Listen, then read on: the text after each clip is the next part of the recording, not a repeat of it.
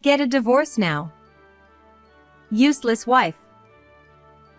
While shopping, I received an email from my mother-in-law, and I widened my eyes in shock.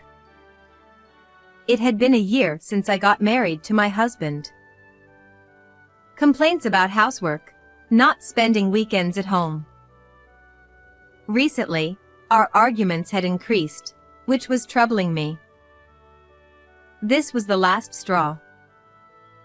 However, I wasn't surprised by the insults in the message. Who is this? Because right next to me, the mother-in-law who should have sent the email was tilting her head in confusion. I married my husband Lennon, who is 2 years older, when I was 28. Both of us worked, leading busy lives. But I wasn't dissatisfied with that lifestyle. Because my husband made efforts to keep our relationship strong. The mother-in-law, who lived alone nearby, was a bit difficult and not very talkative. So, my husband didn't force us to meet often. Blair, you don't have to force yourself to get along with my mom. Everyone has their own comfortable distance with others. I felt loved by his consideration. However, after a certain point, our everyday life started to crumble. Has the quality of your cooking dropped again? What? I don't think so. Was it not tasty? The flavor is bland. And the house isn't cleaned properly. There's dust in front of the TV. Aren't you slacking off recently? One day, while eating dinner, Lennon sneered at me, and I bit my lip. Despite being kind when we were dating, a year after our marriage, he started treating me coldly. Although we shared household chores, I found myself doing everything. Yet, he constantly complained and sometimes ignored me. At first, I thought he was just in a bad mood, but as the days went by, I began to worry. Did I do something to Lennon? However, I couldn't think of any reason, no matter how much I pondered. When I subtly asked him, he would just say, "Nothing," and give a curt reply. Eventually, he seemed annoyed with my attempts to discuss things. He stopped staying home on weekends and actively avoided me. Why did it turn out like this? Even if I had done something wrong, without knowing the cause, I couldn't improve anything. Desperately, an idea came to my mind.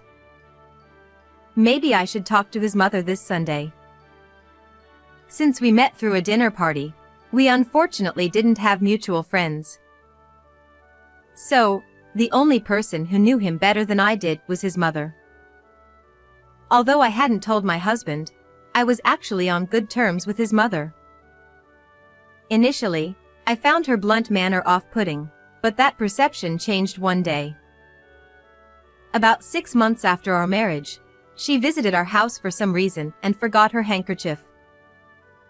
When I brought it to her, she noticed the keychain on my phone and widened her eyes slightly. Oh. That. Do you know this group? When I asked in surprise, she blushed and nodded shyly. It turned out she was a fan of the idol group I had loved and supported for years. I can't believe you like them too, Blair. But it's embarrassing, so please don't tell my son. Gone was the impression of a taciturn and cool person. She now looked embarrassed but smiling. I instantly became fond of my mother-in-law. From then on, we went shopping for idol merchandise and attended concerts together, deepening our bond. I believed she would listen to my concerns sincerely. But, complaining about her own son, she wouldn't want to hear that. Worried about being rude, I hesitated to consult her about my husband. But as I struggled alone, things escalated. One evening at dinner, he glanced at the meal I made and said, "Sigh. Another lazy meal. Ha! If you don't like it, don't eat. I'm trying my best to cook while working. His constant sarcasm without knowing why made me start to snap back at him. But that only seemed to irritate him more. What? Is that how you talk to your husband? Forget it. I can't eat this. He clicked his tongue and threw the untouched food into the sink. Then, leaving me stunned, he locked himself in his room. I worked hard to make that. Anger welled up as I looked at the wasted meal. I wanted to avoid fighting every time we met. If we could laugh together like when we were newlyweds, nothing would make me happier. But contrary to my hopes, a suspicion grew in my mind. Could he be having an affair? Recently, his overtime, business trips, and outings increased, and sometimes he came home smelling of women's perfume. If there's another woman and he's serious about her. Trapped by my thoughts, I couldn't shake the bad feeling. Soon, my suspicion turned into certainty. One day, while shopping for concert merchandise with my mother-in-law, I received a message. Thinking it was work-related, I checked my phone after excusing myself to her. I was shocked by the text. What? What does this mean? Seeing my reaction, my mother-in-law peered at my screen in confusion.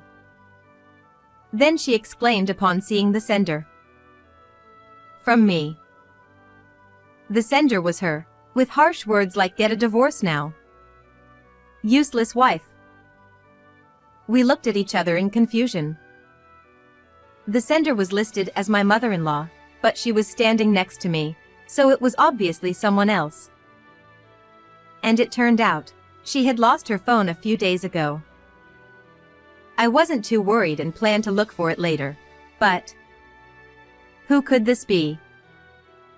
Maybe. Seeing her puzzled expression, I spoke up. I think I might know who the sender is. Her attentive gaze made me decide to share something. Listening quietly and seriously, her face was solemn. But after I finished, she smiled mischievously. Let's pretend we don't know anything and reply according to my suggestion. She proposed a plan. A few weeks later, I stood in front of my house with her. I hadn't been home for a week. After that incident, I had been staying at her place for a reason. Blair, let's go in now. Nodding at her signal, I held a running video camera in my right hand. We entered the house. At that moment, I was burning with anger. The mysterious email had made all of my husband's previously confusing actions clear. Oh. Where are they? I hear sounds coming from the bathroom. My mother-in-law, who had been looking around the empty living room, took my hand and headed straight for the bathroom.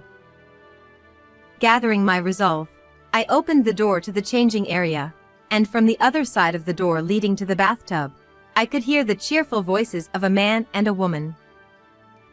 My mother-in-law sighed deeply, oblivious to our presence, and I grinned beside her. I have an idea. Then I whispered to her and hooked a tension rod I found nearby onto the door. After confirming that the two inside couldn't get out, I set up the video camera and took a deep breath. You really were cheating on me, weren't you? Startled by my sudden shout, the voices inside immediately stopped. A shadow, which seemed to be my husband, approached the semi-transparent bathroom door. Wah. What? That voice is... Blair? What the hell is this? The door won't open. Don't bother trying to escape. I won't let you out until I'm satisfied. What are you talking about? That's my line. You seem to be having a lot of fun. Who's in there with you? From the other side of the door, I could hear my husband's sharp intake of breath. When I received that mysterious email, my mother-in-law had mentioned she lost her phone. Even if it was stolen, why would the thief send me an email advising me to get a divorce? Normally, they'd try to extort money. The only person who could steal my mother-in-law's phone and impersonate her to send such an email was my husband. Once I figured it out, I explained everything to my mother-in-law. Upon learning of her son's cruel behavior towards me, she was livid. Why don't you pretend to be fooled and send a message saying I'm leaving? Following her advice, I sent a message saying, I can't stand your son's treatment anymore, so I'm leaving. I'll mail the divorce papers later. Since then, I had been staying at her house, and we had been monitoring my husband's actions together. I was shocked. As soon as I stopped coming home, he started bringing a different woman home every day. I spoke coldly in front of the bathroom door.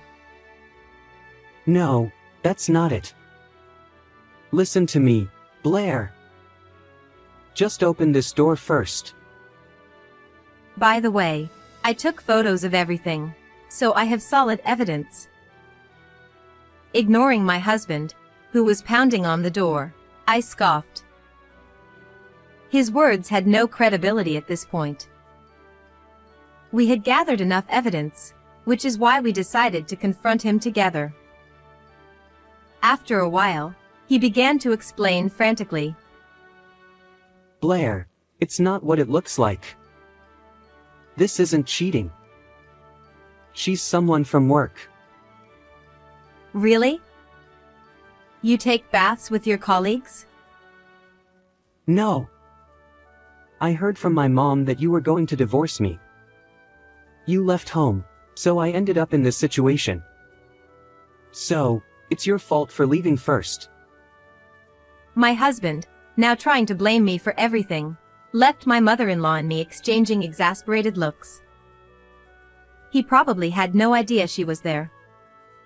Then, it happened. Why on earth would I send such an email? Suddenly, my mother-in-law flung the bathroom door open and stood imposingly in front of them. My husband and the woman he was with, both stark naked, looked shocked. What? Mom? Why are you here? And the camera? Don't look. Don't film us. They tried to hide, glancing nervously between my furious mother-in-law and my video camera. Naturally, we blocked their escape, causing them to stumble into the bathtub and fall in a ridiculous heap on the floor. Ha! It would have been better if you'd left the door closed. Laughing hysterically, my mother-in-law and I watched as they sat down on the bathroom floor, resigned. What the hell? I thought you two didn't get along. The reason he thought he could trick me with a fake email from my mother-in-law was because he assumed I hated her. After we finished laughing, she looked down at them sternly. You didn't know, but Blair and I are on good terms. Now, unless you tell us everything about your relationship, you two are staying put. The two, naked and clearly scared by her intimidation, started to explain. I was cheating. She's someone who transferred to our company. As I suspected, he fell for this woman and wanted to marry her after divorcing me. But not wanting to pay alimony, he tried to make me initiate the divorce by treating me coldly. When I didn't ask for a divorce quickly enough, he changed tactics, trying to drive a wedge between me and my mother-in-law.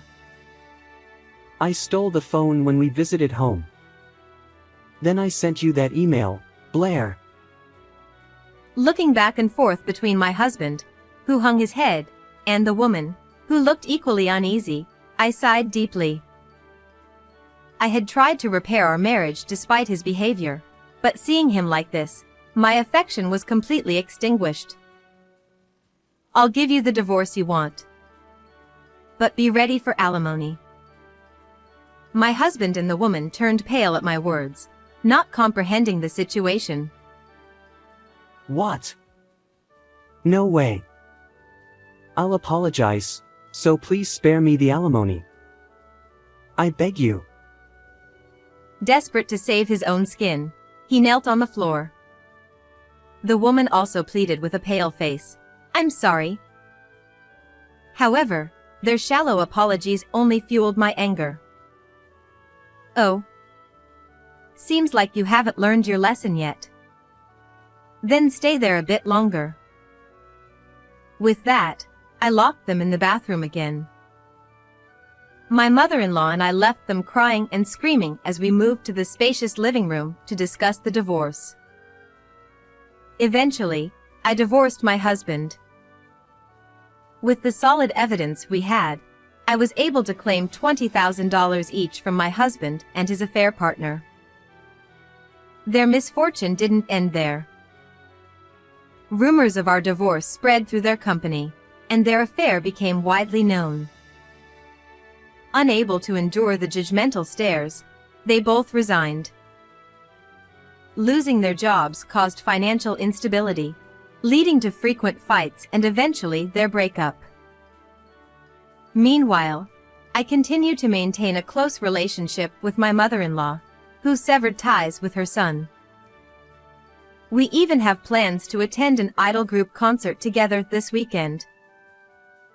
As hobby buddies, I look forward to a fun-filled life with her. How did you like this story? Please subscribe to my channel. See you in the next video.